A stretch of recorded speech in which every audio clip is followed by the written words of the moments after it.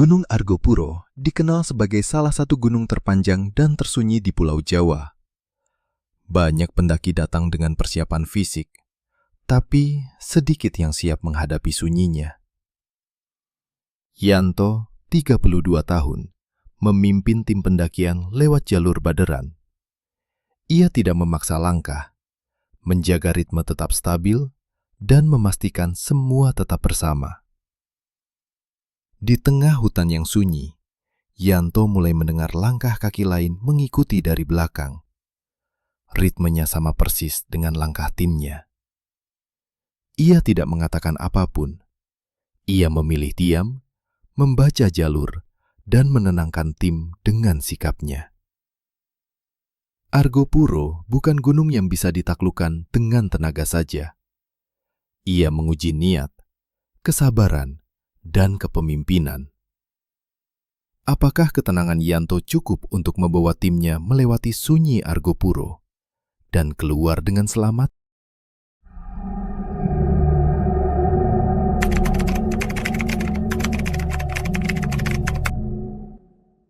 Yanto, 32 tahun, berdiri di pintu masuk jalur Baderan. Pepohonan rapat membentuk bayangan gelap, dan kabut tipis bergulung di kaki Gunung Argopuro. Tubuhnya tinggi, ramping, dengan bekas luka kecil di tangan kanan. Sisa pendakian yang mengajarkannya kerasnya alam. Matanya tenang, tetapi sorotnya tajam, mengamati setiap detail. Arah jalur, tekstur tanah, bahkan gerakan angin di antara daun-daun. Gunung Argopuro selalu dikenal sebagai salah satu gunung terpanjang dan tersunyi di Pulau Jawa. Jalur Baderan dan Bremi terkenal menantang fisik dan mental pendaki. Bagi Yanto, pendakian ini bukan sekedar soal puncak atau prestis. Ia ingin menguji niat dan kesabaran sendiri. Di tengah dunia yang sibuk dan egois, Yanto ingin membuktikan bahwa ketekunan, kerendahan hati, dan kejujuran pada diri sendiri masih bisa bertahan, bahkan di jalur panjang dan sunyi. Sebagai ketua tim, Yanto dikenal tenang. Jarang bicara berlebihan, ia lebih suka mengamati sebelum memberi instruksi. Bertahun-tahun pengalaman mendaki mengajarkannya prinsip sederhana. Alam tidak bisa ditaklukkan, hanya bisa dihormati. Ia bisa membaca cuaca, jalur, bahkan perilaku tim, hanya dari diamnya. Itulah alasan ia memilih Argopuro, gunung yang panjang, sunyi, dan terkenal menguji kesabaran serta keyakinan setiap pendaki.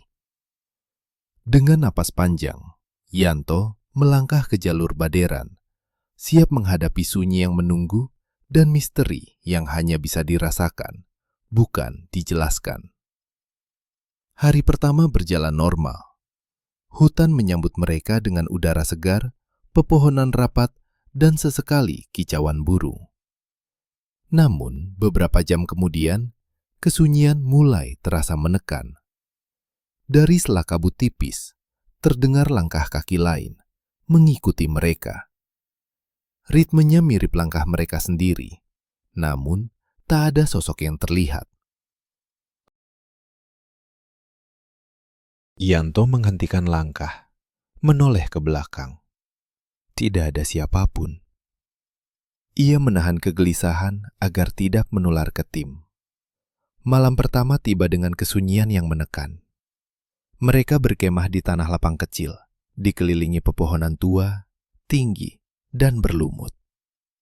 Udara lembab menempel di kulit. Kabut bergerak perlahan menelan cahaya unggun.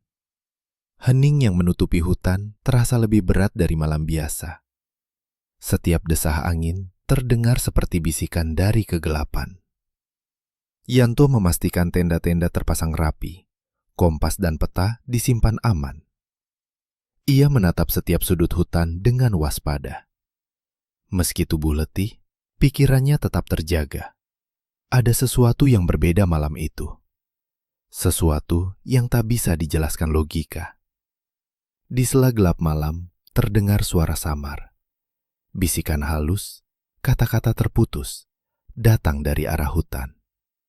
Langkah kaki ringan mengikuti suara itu, teratur tapi tak beraturan. Seakan ada sosok berjalan di antara bayangan pepohonan, tapi tidak terlihat. Yanto menahan napas. Tim lain sibuk menyiapkan makan malam, tak menyadari ancaman tak tampak itu. Ia berdiri di depan tenda, menatap sekeliling. Kabut bergulung menutupi jalur setapak, membentuk bayangan aneh yang bergerak perlahan. Sesekali, terasa tatapan dari pepohonan, mata yang menembus kabut, memantau setiap langkah mereka. Perasaan itu menusuk tulang punggungnya. Mereka sedang diawasi, dan gunung ini tidak ramah bagi yang lengah. Ketika Yanto mencoba tidur, suara itu muncul lagi.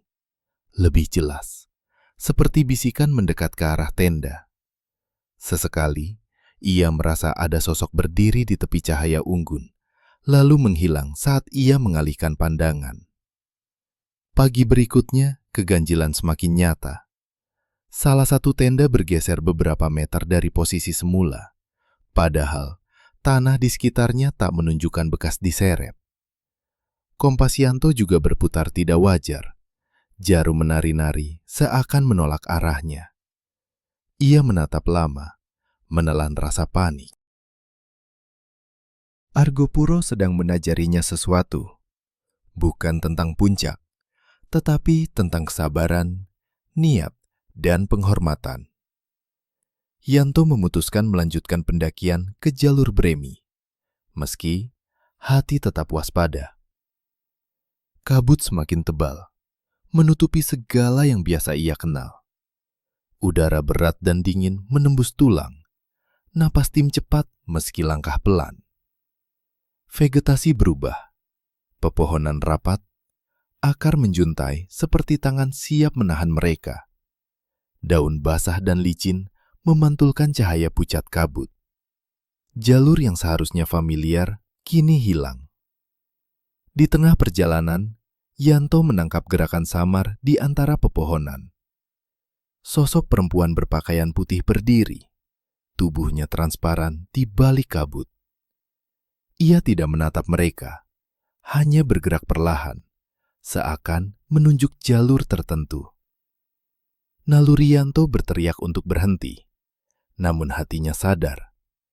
Mungkin ini adalah penunjuk jalan dari gunung itu sendiri. Dengan napas tertahan, ia memimpin tim mengikuti, menjaga jarak aman. Setiap langkah mereka terasa seperti menembus dimensi lain. Waktu melambat, daun yang diinjak terdengar keras.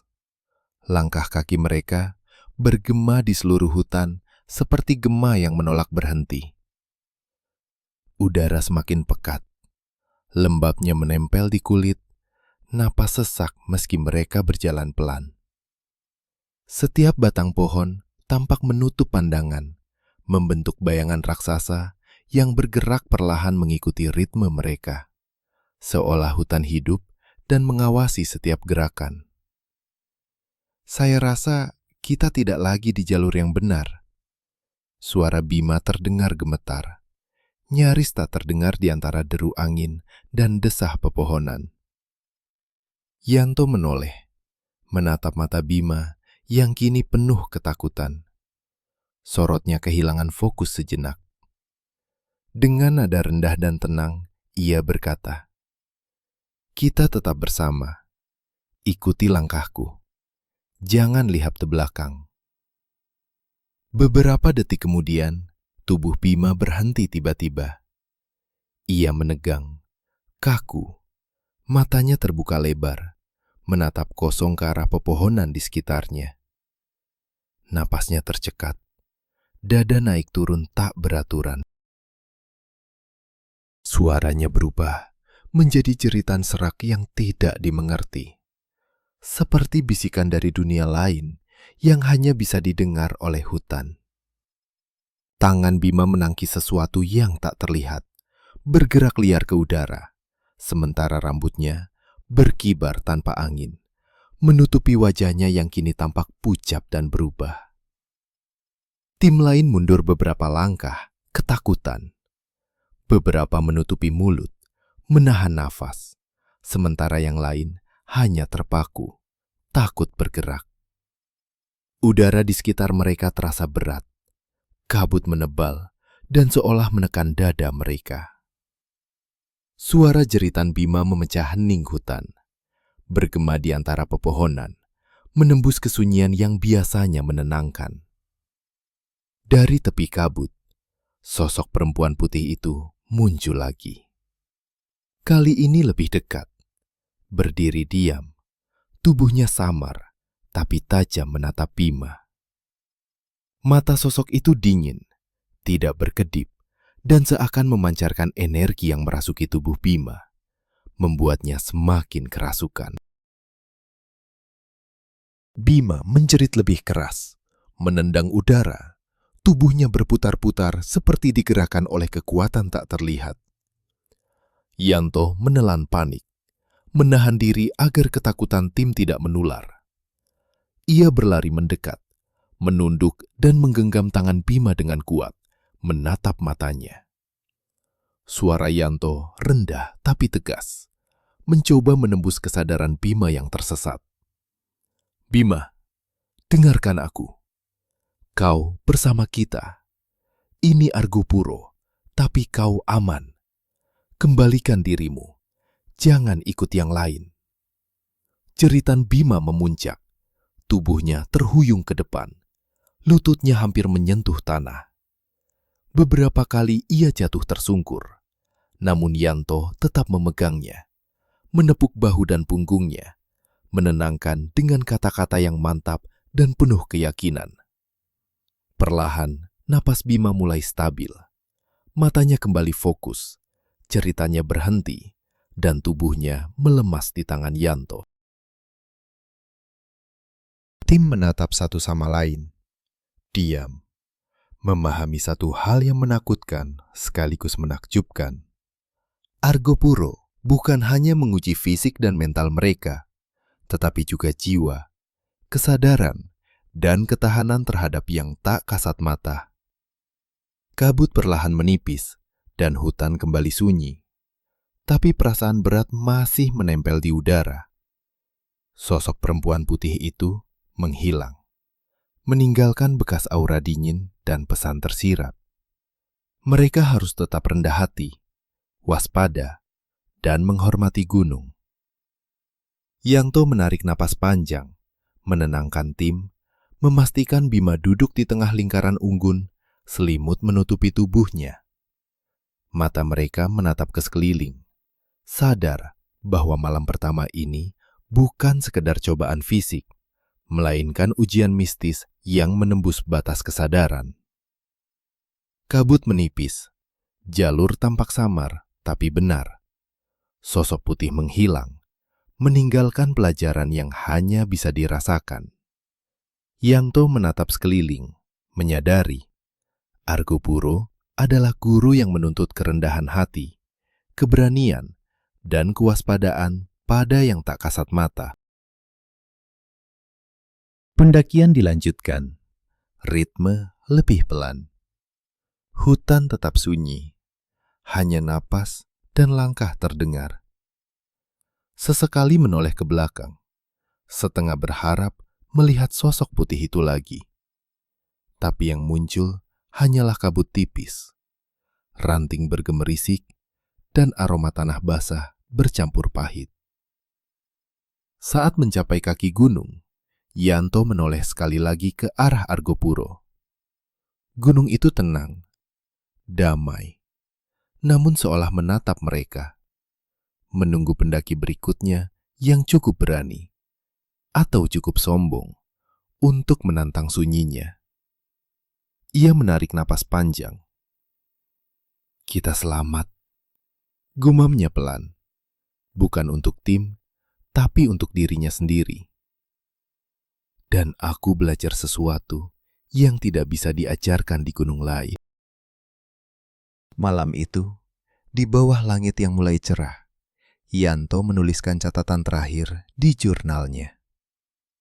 Argopuro bukan tempat untuk kesombongan.